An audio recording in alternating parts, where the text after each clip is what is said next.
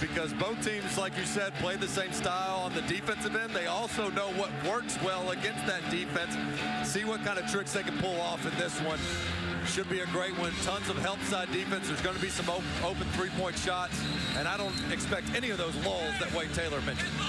Every game in the SEC is an absolute battle. Just ask Florida. Just escaped South Carolina moments ago with a big win against the Gamecocks. Ole Miss controls the tip. They've reverted to the starting lineup that they had before conference play. First play of the game. They tried to get it on the backside to this Texas A&M jam-packed defense, and it ends up in a corner three, and it's good. Matthew Morrell for three. The whole key to that first play was get quick ball reversals, make A&M rotate. Well done by Ole Miss.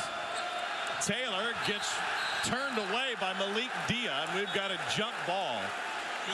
Dia and his Ole Miss teammates got off to a slow, sluggish, and uninspired start in the loss against Mississippi State.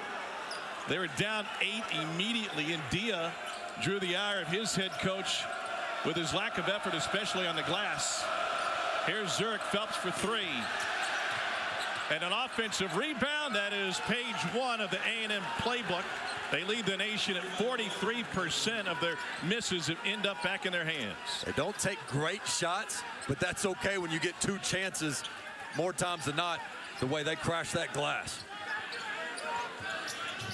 Murray draws a little bit of attention, and it ends up with a hammer pass deep into the corner. Another skip, and here's Dia putting it on the floor. Tied up and out of bounds off of Malik Dia. Now Chris Beard wants people to start paying attention to his program. 16th in the country and just 1 possession away. It was an overtime loss to Mississippi State. Otherwise, now in his 2nd season in Oxford, they'd be tied with Auburn for the league lead undefeated. They are undefeated at home, one of 4 SEC teams that hasn't yet lost on its home court. Able to get it inside with Trey Davis. Texas A&M has to show a little bit more patience on this, and 2 ill-advised long threes. Ole Miss switches a ton, so switch to a matchup you like if you're the Aggies. Here's Phelps. That's a matchup they should have liked, but he turned it over. Numbers for the Rebels on the run. Morrell has it stripped, and now it's the Aggies pushing the other way. Phelps in front of the pack. Dia erases it. What a recovery by big number 0. Murray touch pass, corner 3 wide open. And the roof was about to come off. All that for 0 points combined. I mean, good looks in transition. Nothing to show for it. Taylor had that feed from mid-court, and it ends up a foul on the Rebels. Well, the athleticism in the SEC, the effort, the intensity, everybody knows what's at stake in this game. Again, both these teams ranked and facing each other for the first time in program history. The job these coaches have done for each of their respective programs has been sensational, and you see the effort and energy on each side. So here's Henry Coleman III at the free throw line, and it is horrid at the free throw line. And in a game that Buzz Williams says each and every game the margin for error is so very thin in this league, poor free throw shooting could doom them. Well, they get to the line as good as anybody you'll find, and they play so aggressively, but they've got to find a way to convert. And really, they've lost some confidence since that Alabama game when they missed 20 free throws. That was the difference in the game. They've got to get their stroke back and get it contagious. Coleman 1 of 2 from the line. Chris Beard's message since shoot around today for Ole Miss was, I don't want us to back out after we break the press. We got to get immediately into our action. That's a great call, Tom. Otherwise, you're going to be operating your offense and trying to set a play with a very short clock. But A&M does a nice job there of closing out after that pressure set. Ole Miss 2 for 3 from the floor, but 2 turnovers here in the first 2.5 minutes. Jalen Murray with the penetration, and he's cut off. Shot clock expired on Ole Miss. Well, that all started with stopping Murray's penetration, because he is so good at getting into the paint and causing the defense to sink. But Wade Taylor really took a lot of pride and ownership in that one-on-one matchup there. 3rd turnover of the game for the Rebels. What is it defensively that causes these two to look alike? Well, they like to keep it on the side there, no middle. And you see what causes the turnover there. They're just sitting on that inside hand. They don't care if you're left-handed or right-handed. They are trying to keep you against the sideline and force you towards that baseline where there's a ton of help. So what's open is somebody coming and filling behind the ball penetrator spot or the skip pass. That's what Ole Miss trying to run on its first possession of the night. Mismatch inside. Turns into a fadeaway for Davis over Phelps. That was 6'9" versus 6'4". Taylor intercepted. Transition three off the side of the rim, and an offensive rebound results in a foul on A&M. Jamin Brakefield, great effort. Here are the numbers that help the comparison between these two teams. Both 5 and 3 in quad one. Lenardi's got A&M 16th overall, Ole Miss 15th, and Ken Pom has both of these teams great defensively. And Ole Miss specifically has really taken a huge leap defensively from year one under Chris Beard to year two. A&M, we've been accustomed to seeing this for the past 3 or 4 years. But with the addition of Mark Adams coming back to the bench under Coach Chris Beard, this has become a defensive team that you talk about in the likes of Texas A&M. Adams was his defensive coordinator at Texas Tech when they rode that elite defense, and Jarrett Culver, lottery pick, all the way to the national championship game. Padula transferred from Virginia Tech, picked up, closed out, deep three with 3 on the shot clock, and Taylor lets it go out of bounds. And you see how that ball never got reversed. Ole Miss, they want to be able to swing the ball side to side. Easier said than done, but settling too much on that possession from deep. Well, maybe we could have expected these sluggish offensive starts given how good these defenses are. Hayden Hefner can't knock down the 3, and A&M can't get on the glass. That is an awesome box out by Matthew Morrell. That's how you beat Texas A&M. Dia had a post up all the way to the elbow. Padula gives it up. And Morrell finds a gap. That gap closes in a hurry. That's what you want from Matthew Morrell, though. He's too athletic and too good at the rim to settle from pull-up. He just got to finish. Line change coming in at the next dead ball for A&M. Taylor, another turnover. And the loose ball will be tied up. And we'll go to Ole Miss. We got an old school rock fight here in beautiful Oxford, Mississippi. 5-3 Rebels early. Well, great effort of Ole Miss coming back in that one. And yes, that block at the end got the attention. But if you ask Chris Beard, he'll tell you, we lost that game the same reason we won the game at Alabama. They only gave up 4 offensive rebounds on the road at Alabama, but 19 at Mississippi State. No coincidence you see a win and a loss. And they must improve the way they did against Alabama on that category, because this A&M team gets 43% of their offensive rebound opportunities.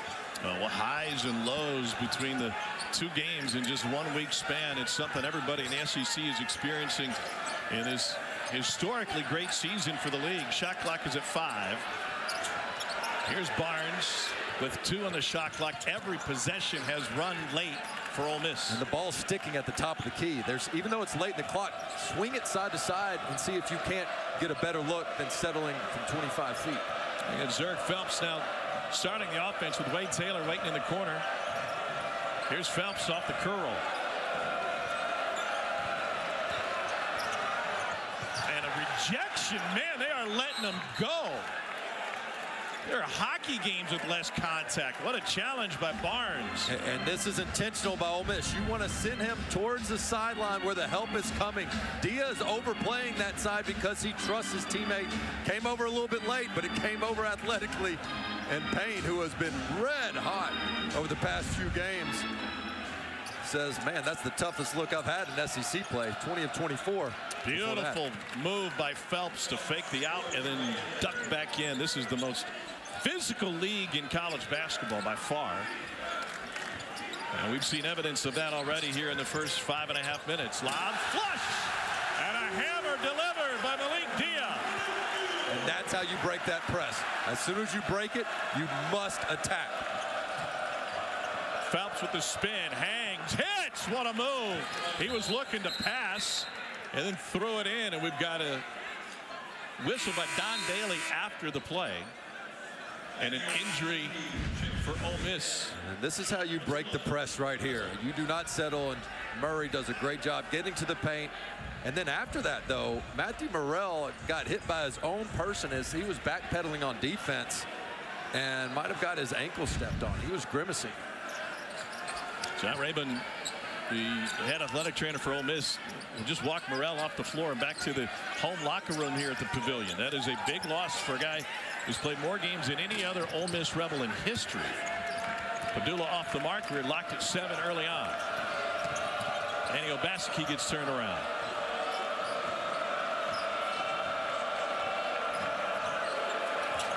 A&M 3 for 9 to start the game. Trying to get a post look. Lost his shoe.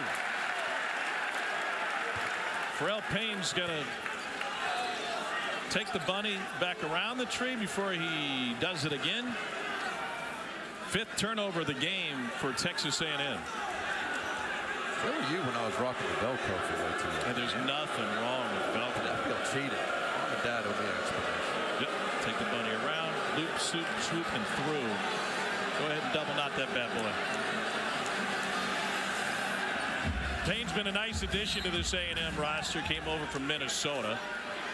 Since calendar turned in December, he's one of the best in the country in field goal percentage. Just trying to solve the press. Obaseki gambled from behind and knocked it out of bounds right in front of the A&M bench. 20 seconds on the shot clock. Brakefield and Dia arguing with each other a little bit, but I think that's good conflict. I mean, they're telling each other what they thought the other should be doing. That's holding your teammates accountable. You got to be able to communicate through that. Barnes, baseline move, shot clock at 10. Padula swings it, and they're able to get it to the other side, but can't cash in. But that's a way quicker ball reversal for a better shot late clock. Phelps on Dia. Off balance, and it falls off the rim, and Padula secures it.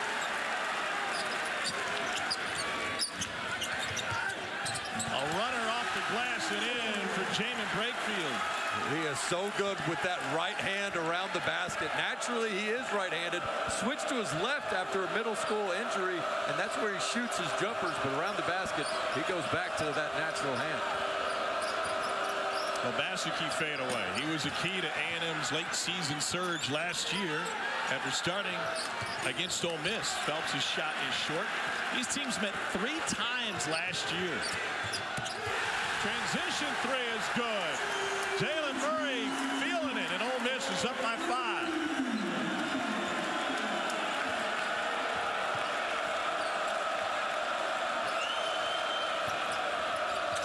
Phelps trying to take over. Dia corrals it. This is not a great rebounding Ole Miss team, but they're getting it done so far tonight.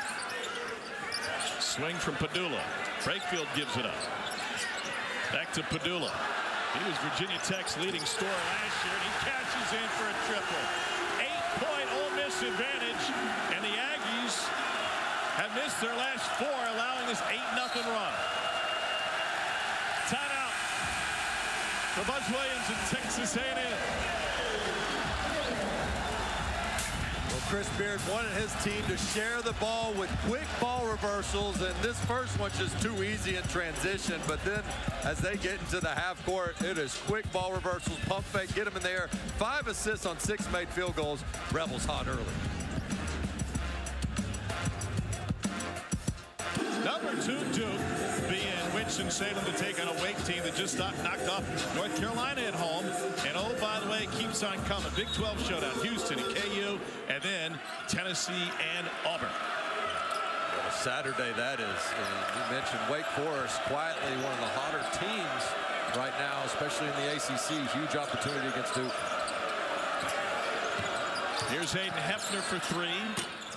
Buries it. That's his first bucket of the game. He didn't score in their win Saturday against LSU. Wade Taylor goes where Ole Miss says you can't go. He figures out a way to get to the middle of the paint, kicks it out Great job. Matthew Morrell back on the floor for Ole Miss. He went back to the locker room a couple minutes into the game, which with what looked like an ankle injury, but no brace and no visible tape on his ankles. Davis has that one swatted by Washington. Eduardo Klafke with the shot clock late again. And a loose ball taken away by A&M.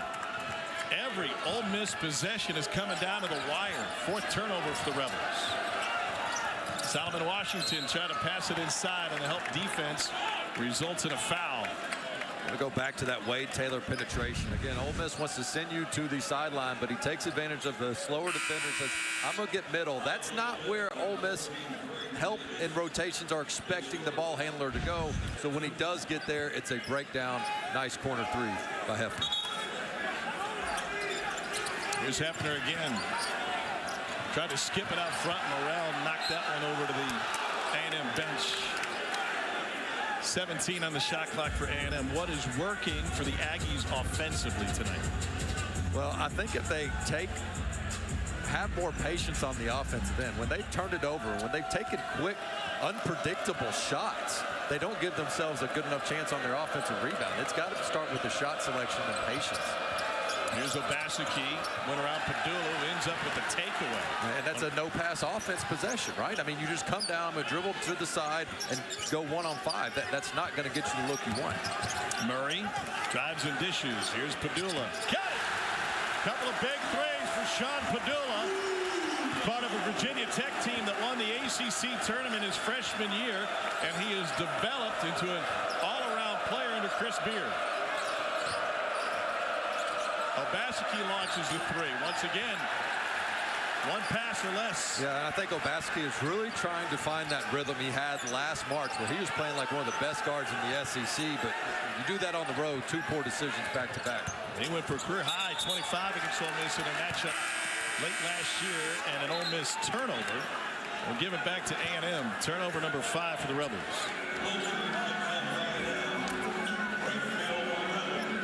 It's been a turnover fest, and usually this is something that both of these teams are really good at. In fact, Ole Miss is third in the country. They only turn it over 9.2 times per game.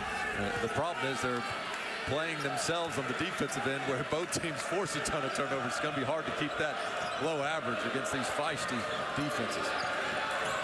Corner three early in the shot clock, short. Solomon Washington only a 26% three-point shooter. Here's Morrell the other way. Hop, skip, and left it short. And another shoe comes flying off. Morrell lost his right shoe on his way in. Taylor for three. No. And the rebound knocked out of bounds. Buzz Williams talked about shot selection with some guys, and we got to lock it up again. By the way, the most hustling manager in the game, Kyle Wakefield, just came cruising out to hand the shoe over. And what Buzz has said is that, yes, sometimes Wade Taylor will take shots that look like they're out of rhythm for the offense. But he's predictable to the rest of our team when he does it. We're in position to rebound for him because we know where those shots are coming from. Kind of feels like when other guys do that, that throws everything out of rhythm. Right. But there are a few times a game where he takes some unpredictable shots where everybody's like, what the heck? And remember, to start the game, I mentioned, Tom, Ole Miss switches a lot. So let's switch till we get the matchup we want if you're Texas A&M, which, by the way, the matchup I want is the guy that didn't have a shoe on. David Barnes for three.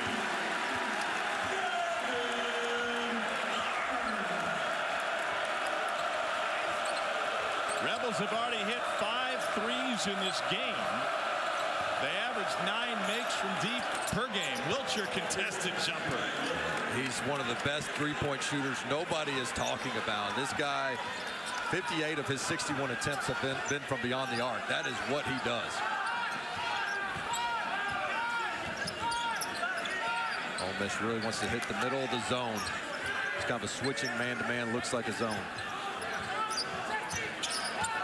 Breakfield guarded by Washington. He's talking trash. Shot clock at 6. Barnes off of a moving screen off the rim. But every Ole Miss possession is later than a school bus on a cold morning. It's getting deep. And on the flip side, A&M acts like it's a 10-second shot clock. That's right. Well, why is A&M in such a rush? Again, I think they can get favorable matchups if they will make the defense work a little bit. And that time I thought Wade Taylor did the right thing. He's got a big out there on him and try to make the big guy guard you off the bounce. You know, the other part of that too, Tom, this is a very experienced A&M team, but even experienced team get the energy that can get them a little bit rattled out of character on the road. They just got to settle down and play their style. They came in 13th in the country and experienced 9th in continuity. That would be relative to returning minutes played, according to Ken Palm. Another Wade Taylor turnover. Hefner bails him out. Washington didn't pull the trigger, tried to drive, and that turns into a charge, and very rarely do you see a secondary defender pick up a charge anymore. Cale Brown-Jones. It's the first on Solomon Washington. Did you want to watch some defense? You're in the right place. People are hustling all over the court. Deflections everywhere going. Nothing is easy in this one. And as soon as you think you've got a clear path to the lane, forget about it. Here comes the help defense. Big time charge by Cale Brown-Jones. It's been such an exciting brand of basketball, while many call it the NBA South for a reason. Yeah, no doubt about it. After review, we've got a foul, not a shot clock violation on red 9. Occurred at 0.3 of a second. Alyssa, you had a chance to listen in to the A&M huddle. What'd you hear? Yeah, a lot of frustration, certainly with what's happening offensively. Guys, though, very actively vocal with each other. Jace Carter was actually sitting in Buzz Williams' seat before he came over to address the team, saying, guys, stay aggressive. This should be easy. Take the shots. It's just basketball. I mean, that's as reassuring as it can be, right? Except you're on the road in the SEC, where Ole Miss is 9-0. They've had 4 different players hit threes, including the second from Jalen Murray. 6 of 12 now from deep. Not necessarily the biggest strength of Ole Miss, but they're in the rhythm right now. They've gotten some clean looks, and that one just rises and pops. He loves to do it off the bounce. That's where he gets his rhythm. The lead is 11 for the Rebels. Taylor directing traffic. Here's Coleman with a touch. And an aggressive take, has it blocked by Cale Brown-Jones. Brown-Jones doing all the dirty work for Ole Miss tonight. Rebels have 4 corner threes already in this game. Why has that been open for them? I think because of the penetration they've been having in the ball reversals. You see again. It's break field, but they're not taking the bait and going baseline towards the sideline the way A&M wants them to, and A&M's done it a few times. Taylor on the run off the window. That's the first bucket for Wade Taylor. He and Phelps combined for about 32 points per game, and so far tonight they've totaled 6. And they're tough shot takers, but they're tough shot makers too. Baseline drive by Breakfield, and he follows his own miss. There's a lot of contact on that one.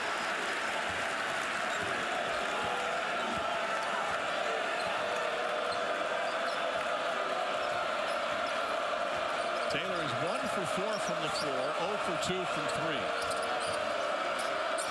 3. Here's Wiltshire. Nebraska transfer, hits a couple of tough threes. Doesn't matter if there's a hand in his face. He shoots it with a ton of confidence. 38% from 3. He had 4 straight earlier against Abilene Christian in the non-conference that really broke that game away. Some guys are built to come off the bench, and Wiltshire was one of the top scorers in the Big Ten last year as a reserve. A takeaway by Padula. And then an open floor foul on Taylor. That is his second. We got some big women's basketball. You just have to wait a day later. Coach Yo's Ole Miss team went on the road and won at Starkville midweek. And we got a monster matchup with number 5 LSU and number 2 South Carolina. Snow kept Kim Mulkey's team from leaving Baton Rouge in time. So that game has been moved to Friday at 5 o'clock Eastern. LSU, one of just 2 undefeated teams left in Division I, along with UCLA. On the road to take on number 2 South Carolina.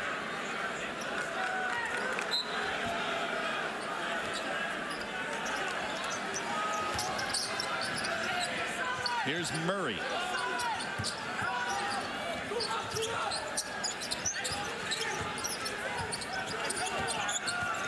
Morrell walked very gingerly off the floor just a couple of minutes into this game. But he doesn't look bothered at all since then. Dia offers the screen. Jalen Murray, shot clock at 2. Contested 3. Wow! It is Jalen Murray's night. He's got 3 threes in the first half.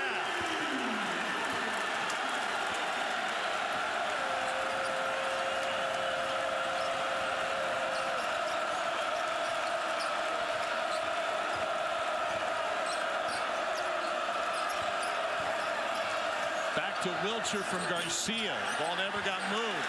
And it's Murray tracks down the long rebound. Morrell transition 3. Opportunity for A&M the other way. Phelps in traffic. Some guys like it off the catch, others like it off the bounce. And Murray just loves to kind of get his rhythm, and he can get a little bit of space. You know, he's a smaller guy, 5'11", Bronx, New York, tough as nails. And to get the space he needs from a taller defender, he's got to get a little bit of a rock in his step and hezzy. And, man, he is feeling good right now. 3 of 4 and also been a great distributor against this A&M defense. Here's Hefner off the skip pass, and that one finds the bottom of the net. And that's an opening against these defenses that love to load up on the help side. If you can be a good, strong enough passer with that vision, it's open.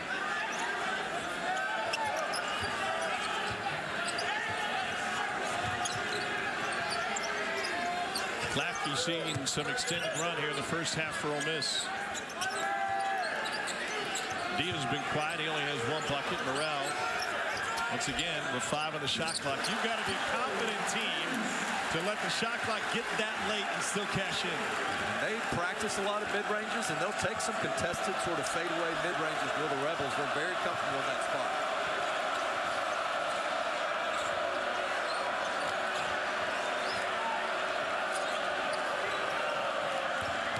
Jace Carter gets turned around. Back to Hefner again. And the Aggies limited on the offensive glass tonight. They have 5 offensive rebounds. Dia out front. Morrell straight ahead.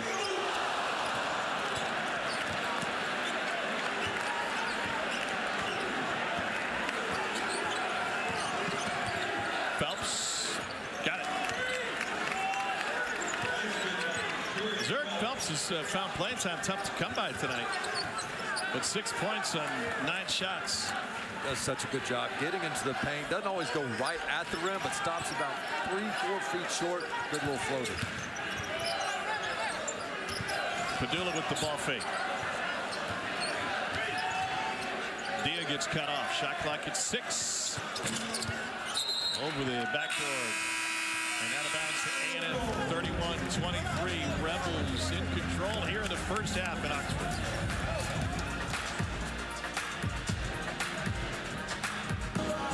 You know, both of these coaches have talked about games being won in the margins, especially Buzz Williams and his media availability this week. They turned Ole Miss over 5 times in the first 12 minutes. They haven't been able to do it at all in the last 5.5 minutes. Certainly a strength for Chris Beard. Alyssa, what'd you hear in the huddle? Yeah, Chris Beard telling his team that the next 2.5 minutes are crucial. He said rebound, box out, 100-yard dash. That's the only thing that should be in your head. That's the entire game. Foot on the gas, 100-yard dash, imploring his team to stay intense for the next 2.5 minutes. He felt like they lost some of those sprints in the loss in Starkville this weekend. Here's Garcia going baseline, lost it, out of bounds.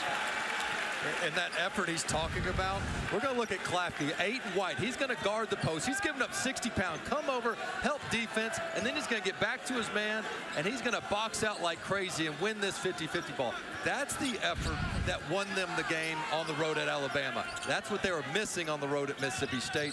Chris Beard has to be pleased with the first half, given that sort of effort by Claffey. Davis gets cut off. Here's Barnes. Shares it. Late in the shot clock again. Shovel out. They got to get it up. Ball fake and a 3. And barely drew iron.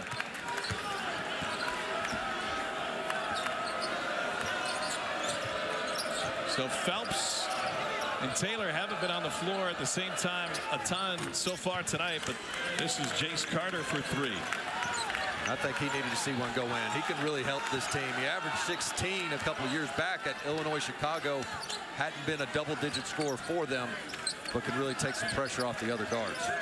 Dula puts it on the floor. Another corner three. Now listen, Eduardo Klafke may not be on the floor right now, but he's certainly made an impact quickly here at Oxford. Yeah, he's a guy that when I asked Matthew Morrell, who we're not talking about enough, he said it's Klafke. And when he comes off the bench, he used the word spark plug. He said that gets thrown around a lot, but he's a guy we can rely on to bring energy and make a play. We got bodies on the floor. They're just laying on top of each other. They must have heard Seth talking about the Rock'em Sock'em robots. Anderson Garcia got tied up with Jalen Murray.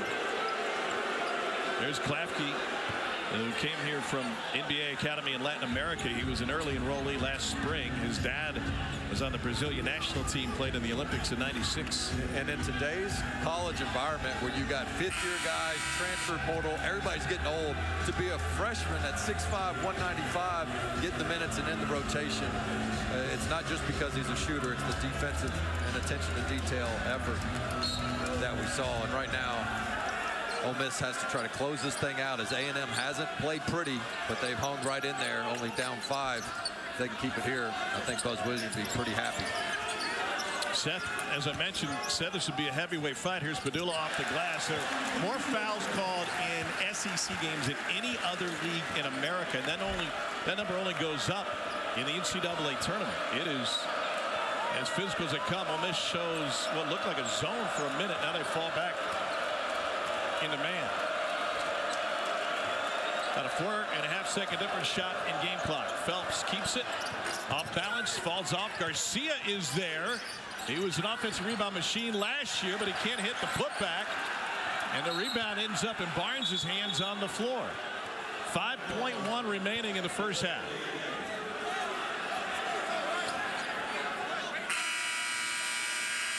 Only 26 points in this first half for A&M.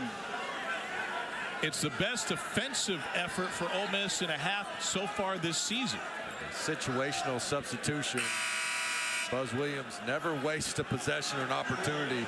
Says, if we got one more shot at it, let me get my best offensive threats in here and see if they can't steal 2, maybe 3 points on this baseline out of bounds.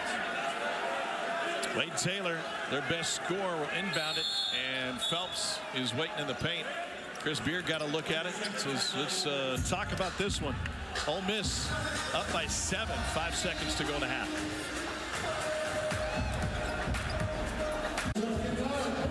Seven-point lead for Ole Miss. Women's basketball takes over the network tomorrow night.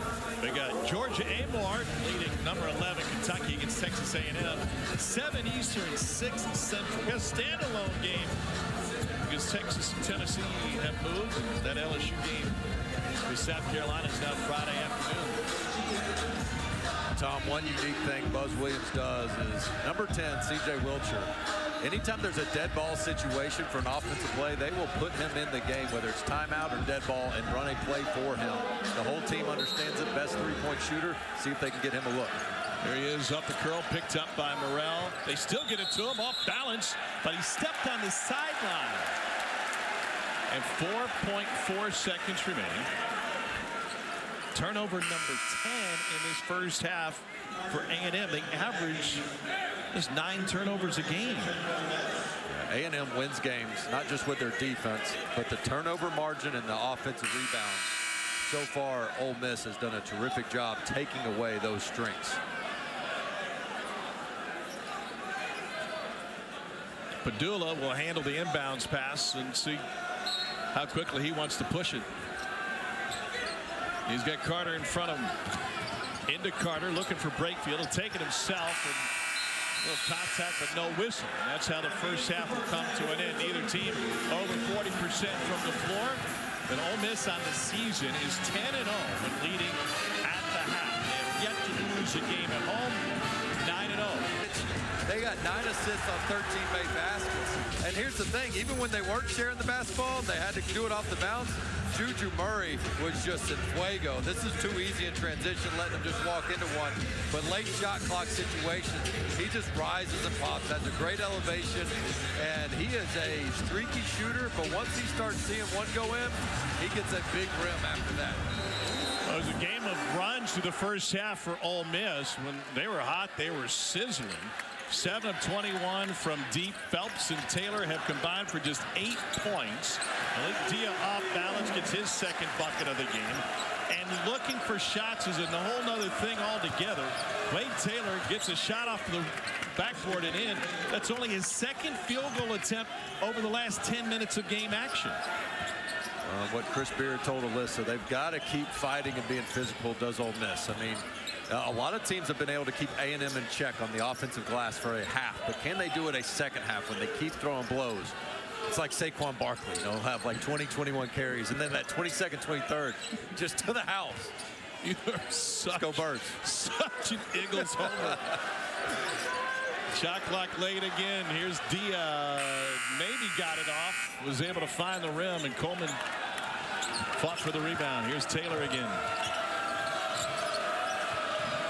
4th year in the program for Taylor. He's the only one that's touched it through 2 possessions for A&M.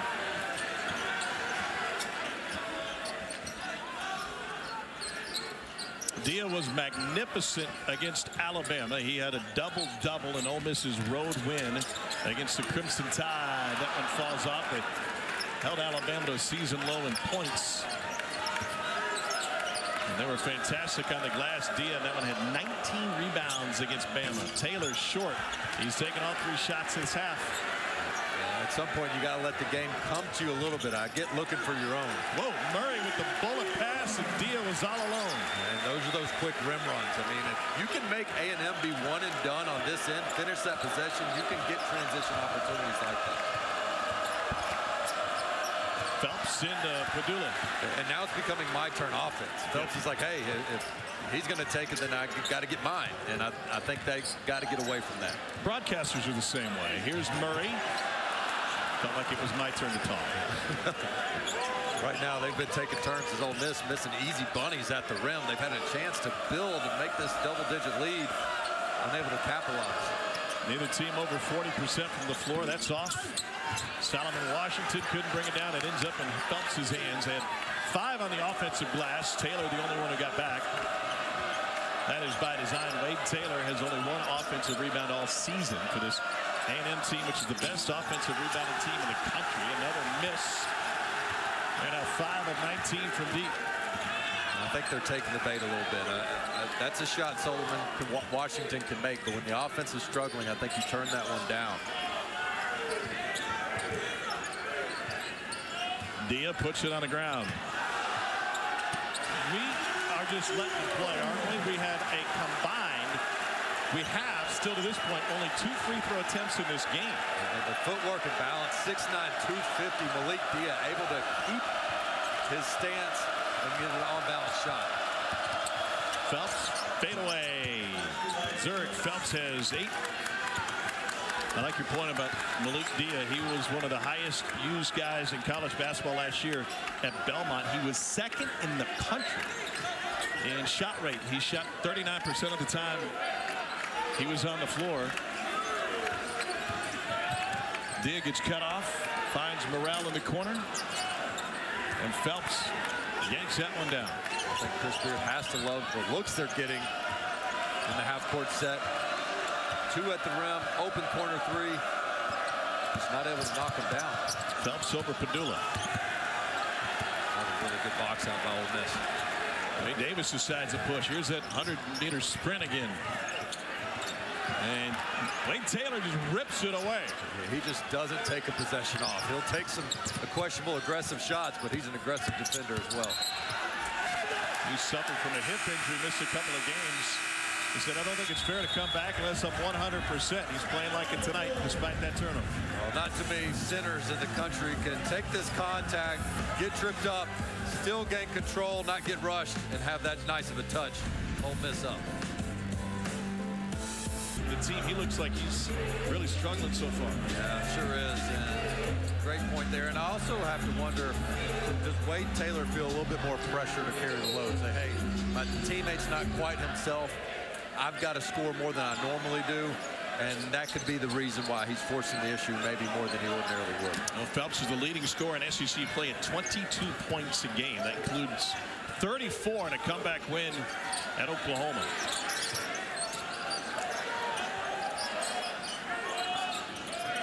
Here's Padula, guarded by Hefner. Shot clock late. Again, Barnes.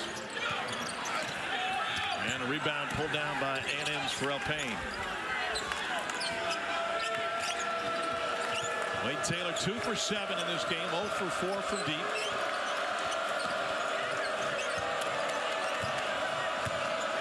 To the baseline, Payne reverses it in. Great footwork.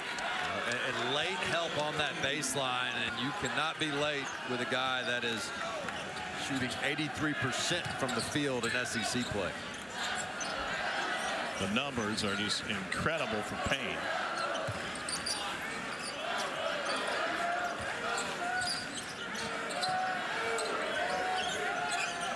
Well, watching Ole Miss and the way they use clock is like watching Tony Bennett's Virginia teams. Here's Dia off the rim. I think part of it is they just do not want to drive baseline where A&M wants it to go. Here's Payne underneath. Well, and if you're Chris Beard, you say, guys, that just cannot happen. We've got a good team down right now. Their best scorers are struggling, yet we give up a spin baseline and then get beat down in transition. Buzz's teams have been come from behind monsters over the last couple of years, especially.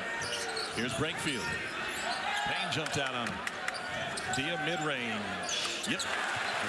Tom, another thing for Ole Miss, this is a good roster, but not the most talented roster you'll find in the SEC.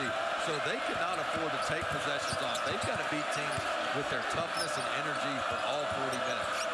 Obaseki beats Brakefield to the rim. And A&M still very much in this thing, down 5. I think that goes to scouting report as well. Obaseki, strong left-hand driver, and you let him get to that strong hand. Nice drive by 35.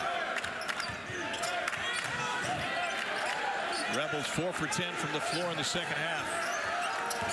Murray drives and dishes. Brakefield downhill and rejected by Payne. Saved by Garcia. Here's Wade Taylor, the fourth. Spins by Padula in traffic, and it falls out. But there's an offensive rebound and a step on the inline. A&M had momentum, and that one just fell right off the rim. Yeah, that's the prettiest spin move I think I've seen all season, right there through traffic. I mean, this guy is just so fearless, unable to get it to go, and Pharrell Payne steps on the inline. But to me, the bigger thing is Pharrell Payne has changed his game right now. The Aggies were struggling. They couldn't get much going. Yet Pharrell Payne's giving them 2 buckets around the rim to get the lid off the rim, and then also defensively just being a wall down low in the paint.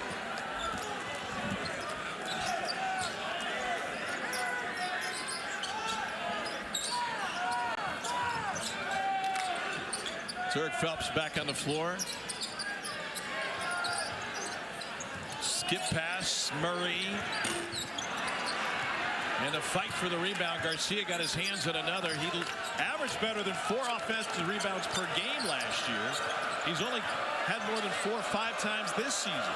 Doesn't seem like these 50-50 balls are starting to go A&M's way. I mean, that is what they thrive off of. Here's Payne. Shook him like an etch-a-sketch, but he still couldn't finish. He ended up in the front row.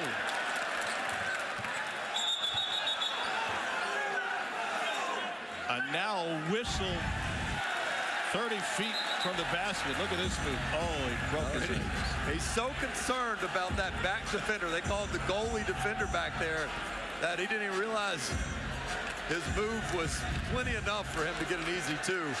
And then on the kick out, the officials call that a controlled catch when they save the ball and send it to the backcourt, causing the violation. There you go, all over it.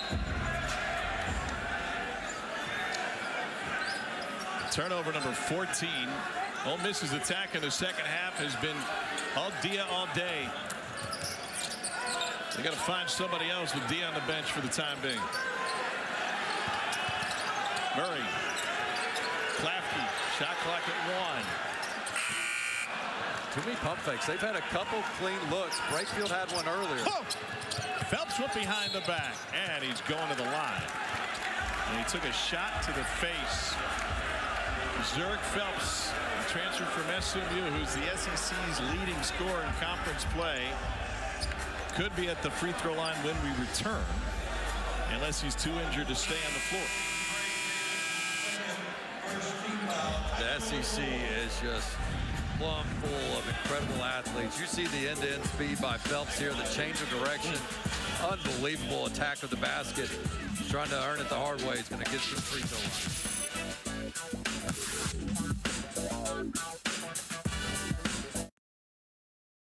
Zurich Phelps isn't just a great scorer. He's one of the 10 best producers in college basketball. 15 points, 5 boards, 2 assists, and 2 steals. And he took a shot to the face in that last drive. He's cleaned up the blood from his lip afterwards, but watch the challenge as Mikael Brown-Jones made contact with the face. That is 5 fingers to the face. They went and reviewed it and said that was just a common foul. But I love the attack by Phelps of getting to the rim and him not settling from 3 where they're 0 for 4 this half. Phelps has been really interesting. I mean, the more I watch him, he's not the exact same last year as Tyrese Boots Radford, but he's kind of a right-handed Radford with this A&M team. And that was the duo we became accustomed to seeing in the backcourt. It wasn't just about Wade Taylor Fourth. It was the backcourt mate of Boots Radford, and Phelps has more than filled that role, especially in conference play. Knocks them both down. He's got double digits in scoring now. Radford gave him 16.5 a game. Phelps at 15.5, but it's Batman to the Batman of Wade Taylor. That's right. Manny Obaseki late in the year started putting it together as well. Gave A&M a 3-headed monster. Dribble handoff. Morrell. Here's Padula. 2.5 minutes without a bucket for the Rebels. Shot clock at 8. Padula with a mismatch. Kick out, and that one's blocked by Obaseki, and there'll be 2.2 left on the shot clock with a baseline out of bounds for Ole Miss. Well, better closeouts here in the second half for A&M as the Rebels. They hit 7 threes in that first half, but 0 of 6 to start this one. Dump inside and just get it off, but it won't find the rim. Turnover number 8 for Ole Miss. Tom, I'm going to go back to the missed opportunity for Ole Miss when they had 2 clean looks at the rim. Morrell was wide open at the rim, so was Juju Murray, and they just couldn't get him to fall, and that's when A&M was really struggling. It was a chance for Ole Miss to take it to 11 or 13, and A&M has capitalized here by just slowly grinding and cutting into this Rebels lead. Murray gets a breather, and it's Obaseki who brings it up.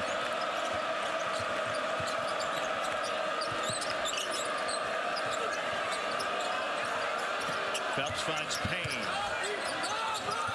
He is a weapon down low for A&M. Yeah, that's just too soft as a double on the baseline, though. I mean, Davis is in the right spot, but you've got to come meet him in his chest. Too much space for Payne to operate. Padula, runner, too strong.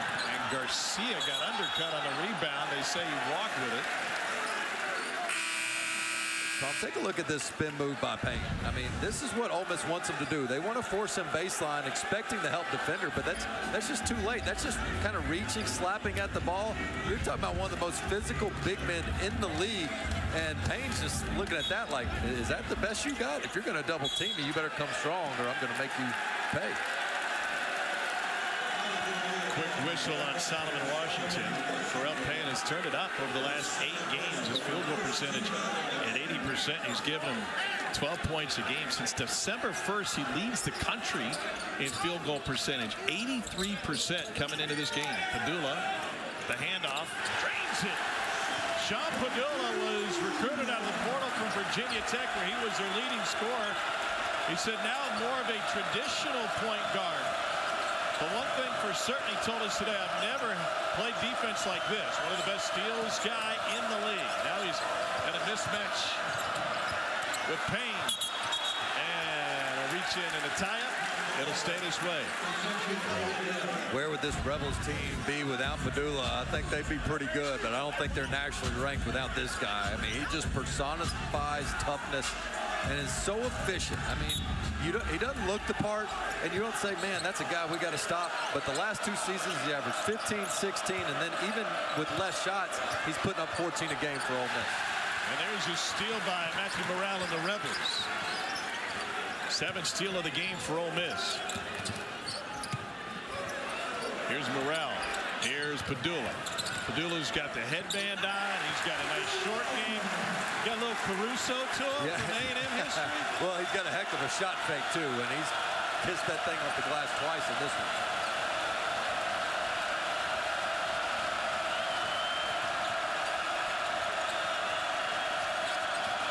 Taylor shakes Dia. Rejected.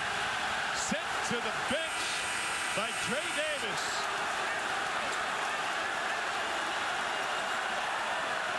Well, Dre Davis has been a little bit late on his help side defense on Payne, but this time he was early and often and says, give me that. And then steps over him. That's something the officials walk to make sure it wasn't unsportsmanlike. Got to be careful.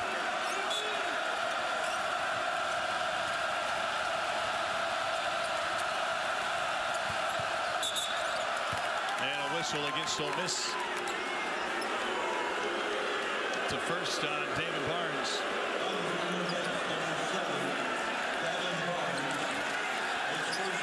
Much anticipated game between LSU and South Carolina has been moved to Friday afternoon because of the weather on the Gulf. The Mulkey's team couldn't get out, and so they'll wait another day. Here's Obaseki. That is coming your way Friday afternoon on ESPN, ESPN Plus, and Disney Plus. Obaseki fouled on the drive. And the whistles coming a little bit more frequently now here in the second half. And what's interesting there is Dre Davis was saying, he was telling Matthew Morrell, hey, I called it out. He said, I couldn't hear you. So their own home court was worked against them there. Yeah, and so I thought Ole Miss did everything right there. You sent Obaseki to the right, kept him out of the paint, just got to defend without foul. 5th free throw attempt of the game for A&M. Ole Miss still hasn't been to the charity stripe, and this one going against all the trends that we've seen in the nation's most physical conference.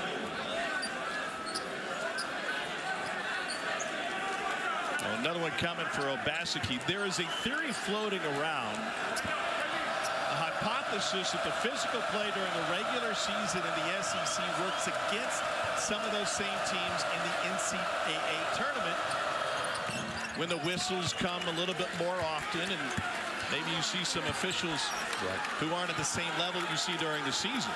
It's important to call the fouls as they are, and if teams in the SEC have to adjust, they've got to adjust. It might lead to longer games at times. Padula with the drive in the dish. They kick it out. Murray sidestep three. Jalen Murray with another.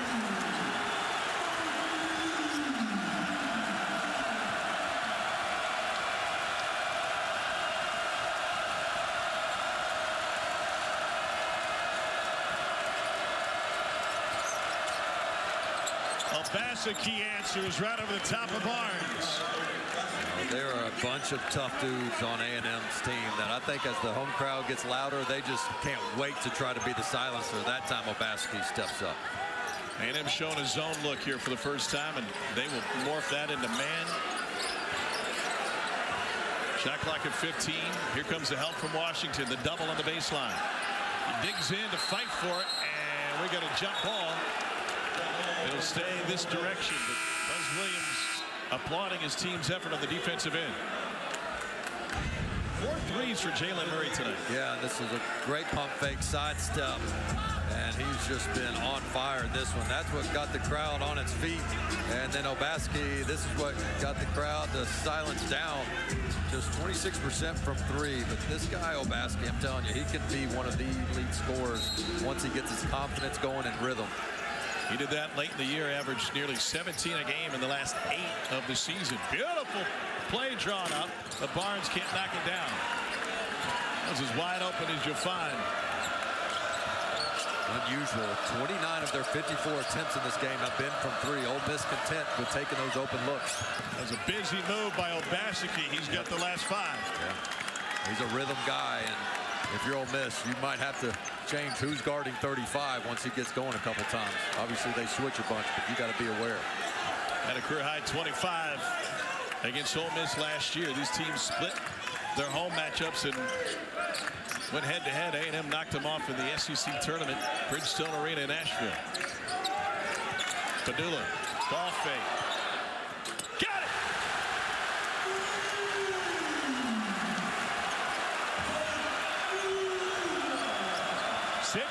For Sean Padula, Ole Miss extends the lead again. Here's Taylor, tough shot.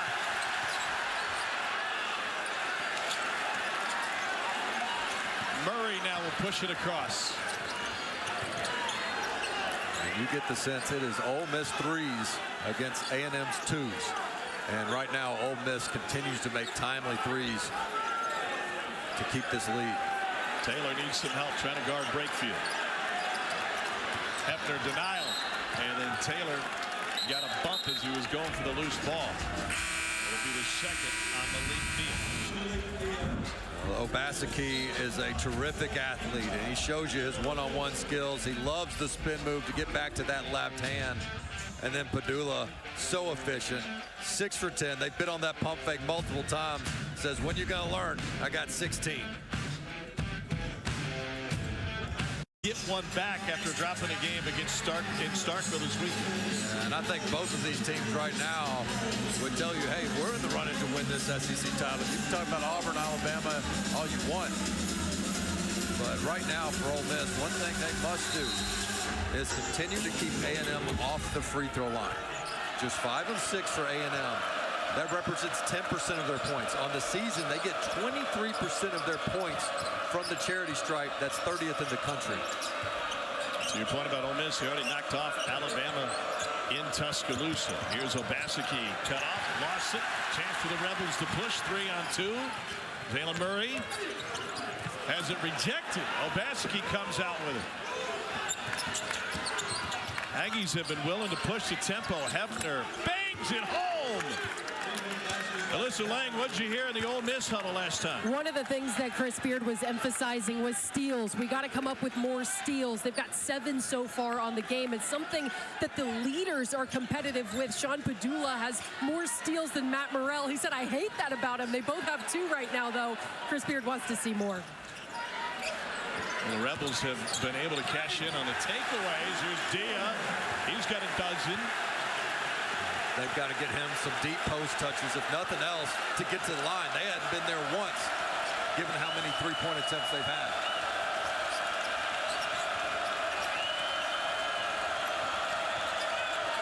Hefner for 3. Padula lost the handle on it. It's off of Washington, who's grasping at his left knee after colliding with Padula. Got whistled for the foul. No surprise to see Washington involved in a loose ball. This guy is all heart and hustle since the day he walked on campus. The junior from New Orleans, the 9th Ward, always known as a terrific defender. Gets rolled up there by Padula. Looked like his knee at first. That was more to the ankle. He's got to tighten the shoes now. And after the foul on Padula, A&M retains possession with 20 seconds on the shot clock. The first time I ever saw Solomon Washington play, I was so inspired by his enthusiasm on the court. He got way more excited if his team was able to get a shot clock violation on the opponent than he does a dunk or a three-pointer.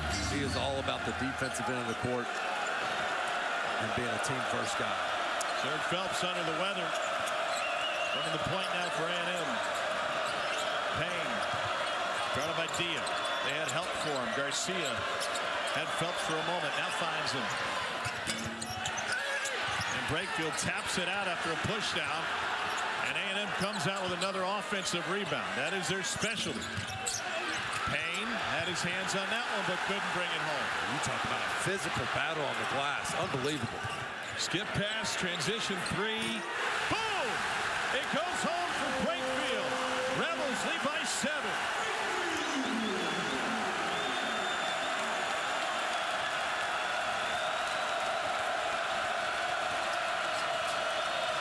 There's a foul on Dia, his 3rd. Ole Miss can heat up in a hurry. They made 6 out of 8 after being 0 for 6. Here's how that transition started. Look at the bodies flying everywhere. Padula boxing out the center, and then opportunistic are the Rebels hunting that corner 3. That's the highest percentage look on the court from distance. And Brakefield, Mr. Ole Miss, was such a rising star under former coach Kermit Davis, and really the glue of that team, and has helped create an identity and brand here under Coach Chris Beard and some consistency. 5-star recruit out of Jackson, Mississippi. #1 player in the state before going to Huntington Prep. And there is a backcourt violation whistled, but I think Don Daly, the crew chief, is going to overturn this. Nope. Quick discussion. It'll be Ole Miss basketball. Take a look at it. They fight for these deflections, and the call there, last off Hefner. 18 turnovers for A&M in this game. 6 more than the average on the season. And Tom, we've seen Ole Miss go late in the shot clock, and when they have a lead like this late in the game, they'll do it intentionally. Yep. We saw them do it at Arkansas. We saw them do it on the road at Alabama. They're going to be extremely patient. It's like a 4-minute offense in football. They're just going to keep running it, make it burn your timeouts. Nearly turned over as Davis turned around. Shot like a 3. Brakefield's going to have to put it up. Got a little bit of space. Payne the rebound. Phelps and Taylor on the floor at the same time. They haven't been efficient tonight. Phelps has it tipped in on a fantastic effort by Pharrell Payne. And Buzz Williams uses a quick timeout. 4:15 to go. It's a 5-point Ole Miss lead. I do not know how Payne got this one to go. I mean, this ball comes off on the other side of the rim. He's opposite. He still finds a way to just reach that hand across the rim for a big tip in. This is A&M. Tom Harden, Dane Bradshaw, Alyssa Lang. This one has delivered. For Ole Miss, they're going to see a little bit of this pressure. And as Chris Beard instructed his team, when you break this pressure, do not pull it out. However, I wonder if time and score changes that mindset a little bit to run a little bit of clock. They've been so good on this in the court. 19 assists on 23 made baskets. And Brakefield wide open, but nobody saw him. Here's Murray now. Rebels have 3 in double figures, including Murray with a team high 12. They really want to get Dia a touchdown low. He is fighting for space. They clear out, made space for Brakefield. And he's fouled by Payne.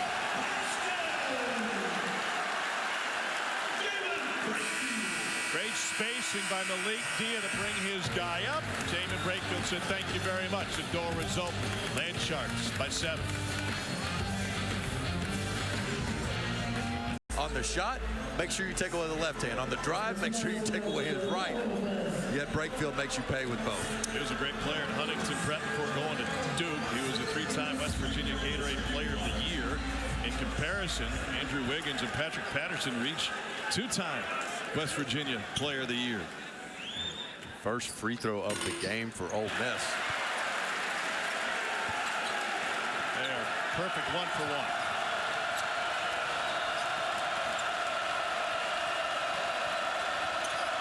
Across at the Ole Miss student section, not sure if they're Rebel fans or SEC fans with the logo on their shirt, but they've been loud enough. Brakefield the takeaway. And we got a whistle and a walk before he got to the rim. Buzz Williams can only smile because they drew up a good play. They had Wade Taylor peeling back around. That was going to be an open 3. Just a bad pass. But Brakefield gets whistled for the travel. Obaseki off of his knee. Taylor launches. And Obaski goes into the bench to stay that one. You know he's going to keep shooting. Yeah, they've got to have Taylor make one of these big-time shots. Phelps tries one. And Brakefield brings down the rebound.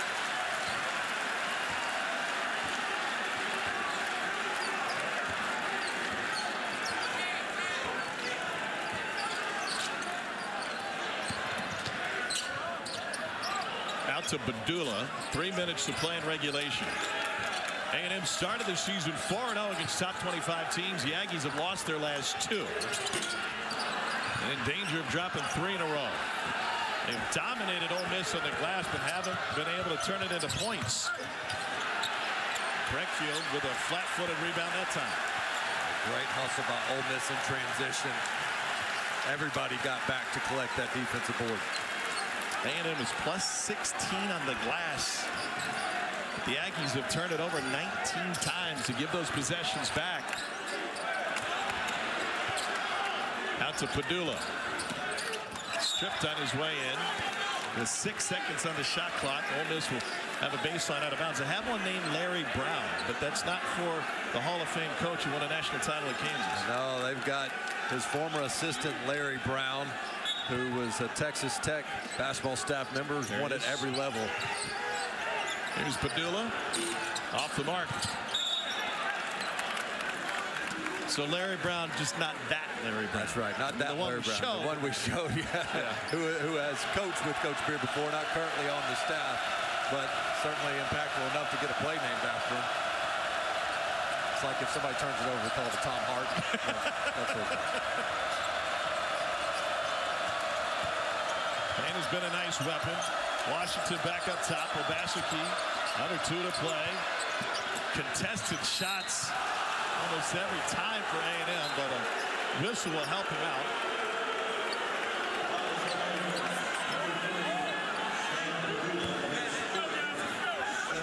Sean Padula's third. And A&M going to the free throw line. We've had a combined 7 free throw attempts to this point. 14 offensive boards for A&M, which sounds like a lot, but this is an Aggie team that can really destroy opponents.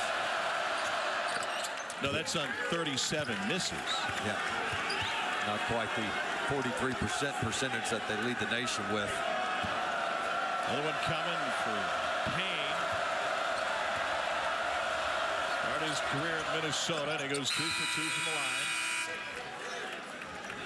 I'll give this Aggie team a ton of credit, though. I mean, they have not gone away. If you came into this game and said, hey, we're going to be on the road at Ole Miss, our 2 star guards are going to be a combined 6 of 29 for 14 points, you think blowout city. But here they are, 2-possession game with 2 to go.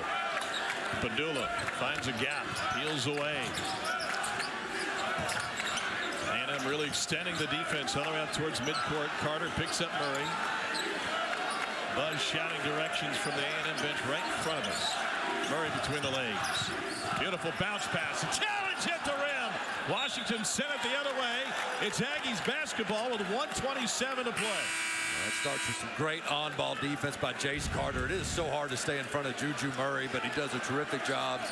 And then Brakefield with a nice cut. But there's that backside help defense by Texas A&M. It's that type of effort that has made them stay in this game despite shooting 35% from the field. Yeah, Aggies just won for their last 9. Hefner checks into the game. Washington looks banged up. They have to change rows in the choir as he comes to the bench.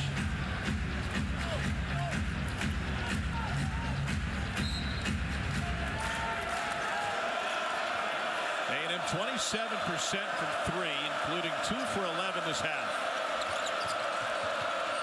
Taylor working on Padula, forces him to the baseline, and then a step and a walk, and it has been a tough night for Wade Taylor. At his turnover number 5, he is 2 for 12 from the floor and 0 for 6 from 3. This has not been his best decision-making night. I think his body language has actually been really good despite the struggles. I believe he was looking for that hammer baseline pass for a set play there on that drive. Just nothing opened up.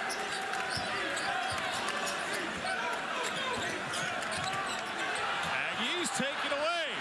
Out front, Carter. And he's fouled. They want him to count it. They will. And a 3-point opportunity for Jace Carter.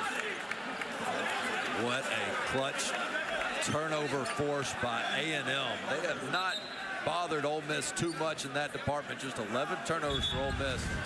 But a big-time loose ball get there, and Garcia with the quick pass ahead, and that's going to be an and one.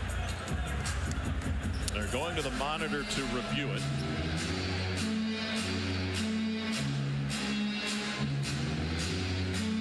I think that ball clearly gets off the backboard as Brakefield tries to chase it down. No doubt.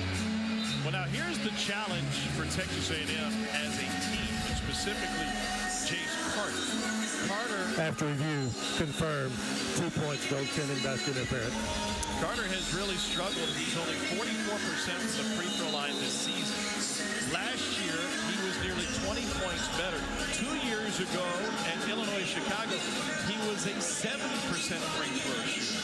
What is the confidence level as he steps to the line today? And to add a shoot around as they practice free throw, run after run ended with a Carter miss. I think your confidence increases as you impact winning on the court. He's done that. He's made a three. He's 2 for 2 from the field. He's been part of some critical defensive stops. I think that gets you more confidence than anything. To make it a one-possession game. Rebounded by the Rebels. A lot of his misses are the same, too. Back around. Here's Padula. Nearly forced a 10-second call, and got it. It was a takeaway anyway. It'll be sideline out of bounds for A&M after the 10-second violation. Taylor will return. Payne will return. Hefner will return. They practice that shoot-around at Ole Miss of swinging it side to side against that press and not panicking, going too fast. Don't let them speed you up. But Coach Beard also said, hey, after 2 passes, we got to go. And not enough urgency that time to break the press as they try so hard not to dribble into a trap, but they're throwing some long, risky passes. Morrell exits. He's replaced by David Barnes. And Texas A&M will use a timeout. 60-56 with Ole Miss holding on to the lead. This is a game to run a play for the sharpshooter. That doesn't mean he's going to get it, but boy, does it make the defense account for him. Their best rebounder on the floor is Anderson Garcia. Remember, he hit the game-tying 3 at the buzzer against Houston in the NCAA tournament. Here's Wilcher off the handoff, contested triple. And Barnes with the rebound. Now they got a foul, but they got 4 to give. And while it might have looked like a forced shot, and it was certainly contested, that was the play they ran. They ran it for Wilcher. He knew he was in the game to do one thing, just unable to get a clean look. So they throw it into Garcia, and they're just going to try to get a little bit of a dribble handoff there, some misdirection, but Ole Miss all over it.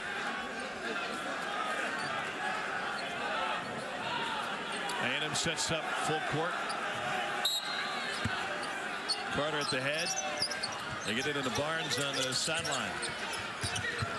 Brakefield gives it up, and Murray quickly fouled. 42 seconds left. First on Phelps. Still got a couple to give. I think you continue to apply that same pressure set on the sideline out of bounds opportunity if you're A&M. Make Ole Miss enter this into their own backcourt and keep that same trapping defense. Another quick one, 41.4 left.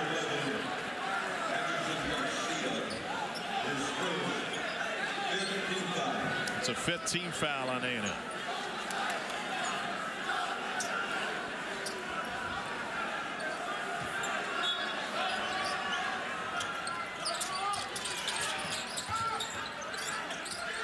They don't foul. Padula gets it. He finally gets hacked with 34 seconds left. And that's Garcia.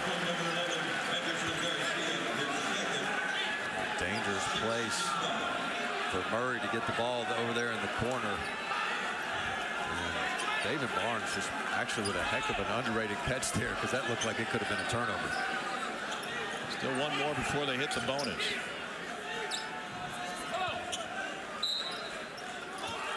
Oh, they turned it over. Down 4:33 to play. Phelps on the run. Blocked, and they'll say goaltending again. They're going to take a look at it to confirm. We just had this a moment ago. Buzz Williams is going to steal a timeout here. Miscommunication on the inbounds. He thought Brakefield was breaking out, and he had something else in mind. Great hustle by Brakefield. You know, when they call it a goaltend, that means they can review it, obviously. If they did not call it a goaltend, it's not reviewable. Question would be if Brakefield made contact after the ball and hit the glass. That looked like it happened right at the same time. I'm not sure they'll have enough to reverse it.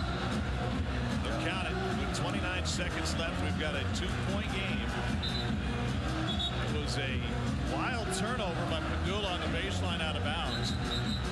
4 different times now A&M has made it a one-possession game. They just have not been able to close it. Well, and for Ole Miss, the reason you're continuing to have to take the ball out of bounds is because you're not in the bonus yet. The reason you're not in the bonus is because 35 of your 64 field goal attempts have been from 3. Yes, they've had good open looks, but that's also taken away from the physical contact.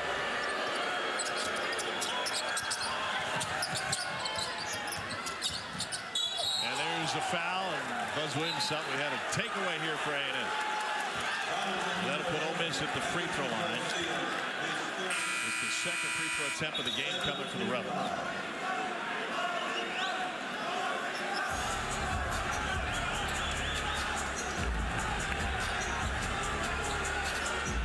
So it's Matthew Morrell, who tonight set an Ole Miss program record for games played in a career. 5th-year senior from Memphis at Whitehaven High School by way of IMG. He was a four-star recruit and the number 2 prospect in the state of Tennessee when he came here. Timeout taken by Chris Beard. 26.9 left in regulation here in Oxford. We're back in 30 seconds. A opportunity that's a selection committee certainly looks extremely high on. Alyssa, what'd you hear in the Ole Miss huddle? For after these free throws, he said, we're going to make both these free throws. We'll be up 4. Hey, don't worry, it's Matthew. We're going to make both free throws. 72% on the season, and the veteran calmly knocks down the first. You gotta love the coaching psychology. The best coaches don't say if we make these, they say when we make these. Morrell was the highest prospect in school history when he signed. He'll leave Oxford as one of the top performers in his program's history, and he makes it a 2-possession game. Just a hair under 27 seconds left.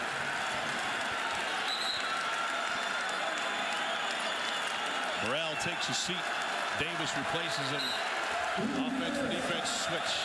Shot clock is off. Here's Zurich Phelps. Been playing under the weather tonight. Phelps getting downhill. Kisses it off the window and in. A&M's got 1 timeout left. 14 for Phelps. 21 seconds left in regulation. Padula turned it over last time under the other basket. And timeout taken by Beard. I like the timeout by Coach Beard, not just because they saw a little confusion on the inbounds, but it's a chance to sub offense for defense again and get your best free throw shooters in the game. Zurich Phelps wasted no time. No need to settle for a 3. He said, I'll just take it right to the rim. There's no quitting this guy. He's sick, under the weather. A lot of guys might be sitting at the end of the bench saying, I just don't have it tonight, coach. Instead, he's fighting to the end. And that's a shot for him. I mean, he's really good right outside that paint. He doesn't always get directly at the rim. It's that few feet away. Such a nice touch and a big one there to give A&M a chance. Phelps 14 points on 19 shots. He and Wade Taylor, the 4th, are 0 for 11 combined from 3. A&M holds the possession arrow. Each team has 1 timeout remaining. The Rebels have been held without a field goal in the last 3 minutes and 28 seconds. for Ole Miss. They have the luxury of Jamin Brakefield takes the ball out of bounds, and he's got these guard skills to him. He's a good, tall passer, can see the defense, can pour and wide, good decision maker, but also a guy you can throw the ball back into once you get trapped, because Brakefield's a good free throw shooter as well. 75% on the year for Brakefield. There's a trap as soon as the inbounds comes. 19.8 remaining. And David Barnes, 68%, going to the free throw line. It was a second on Jace Carter.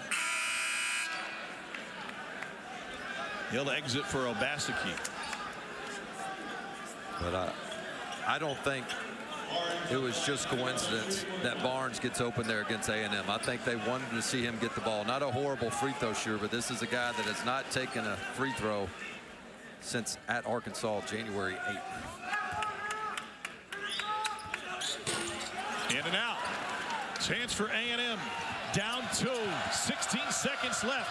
Obaseki for 3 in the lead. First lead of the game for A&M. Padula tied up in the backcourt. Shakes Taylor into the front court. Here's Brakefield with 6. Off the glass, no good. Rebound. And that's how we'll end. A&M takes its first lead on its last possession, and the Aggies are going to escape Oxford with the win. Back-to-back one-possession losses for Ole Miss, but the Aggies now have 5 ranked wins in their pocket on this season. And Buzz Williams has as many road wins against the top 25 in 6 seasons as the previous 37 seasons in Aggie history. I am absolutely stunned. The Aggies just kept fighting. Shoot less than 40%. Had a loose ball fight, effort, everything contested, go until the final horn. And trust me, as an Aggies player, this will be a road win you will never forget as long as you live. Tough, grimy, found a way with a clutch shot by Obaseki. Obaseki had a career high against Ole Miss last year, and now this season he ends it with the winner with 13 seconds left. 63-62. You'll hear from Buzz Williams on SportsCenter when we return. 63-62, A&M with the victory. And now SportsCenter.